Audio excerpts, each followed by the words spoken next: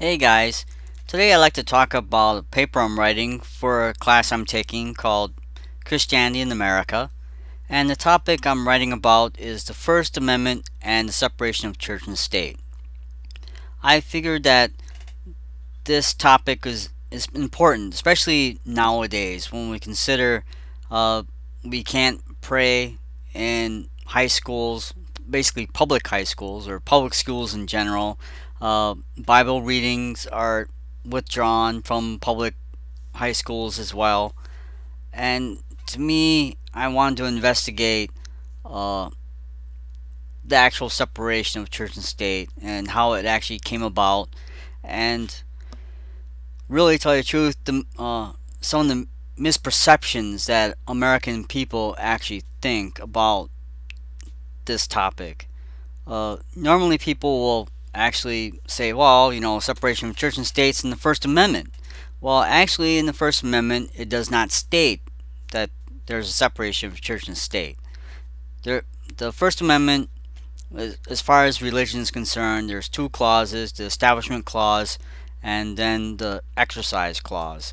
The Establishment Clause basically says Congress can't pass any laws regarding religion. We can't declare an official religion, essentially.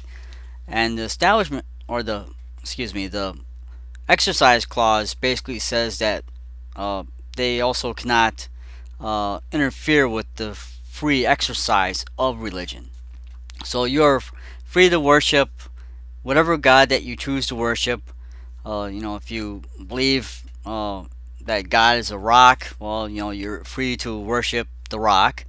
Or if you don't believe in a God, that's perfectly fine as well. Basically, the only purpose of government is to protect those rights. And Thomas Jefferson kind of put it best when he actually said that it really didn't concern him whether his neighbor believed in 20 gods or no gods, because it didn't pick his pocket nor did it break his leg. And that's the essence behind the First Amendment. Uh, but I've also read some stuff about Madison, since he was the one that actually wrote most of the Bill of Rights.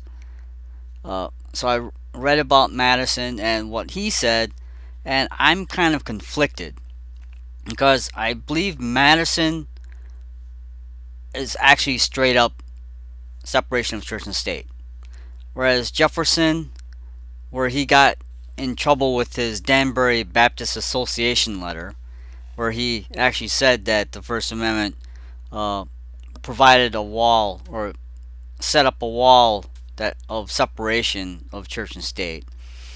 But really, to tell you the truth, what he was trying to convey was the reasoning why he never declared any days of Thanksgiving or days of prayer, fasting, you name it. The reason why he didn't do that because he felt that the First Amendment applied only to the federal government. The state government, well, they could still pass laws regarding religion if they so desired. Uh, the only prohibition against religion is for the federal government. The state government and the people themselves, well, they can determine how they wanted to uh, handle religion.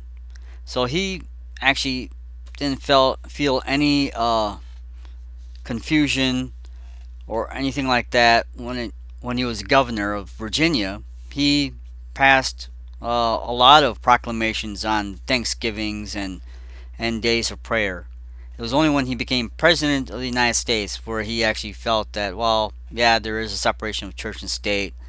Um, and he argued that since the First Amendment prohibited Congress from passing any laws on religion, and the president, while they're the ones that actually had to administer the laws, he felt that the First Amendment applied also to the president, even though his predecessors, George Washington and John Adams, they actually did pass a number of proclamations on days of Thanksgiving and prayer.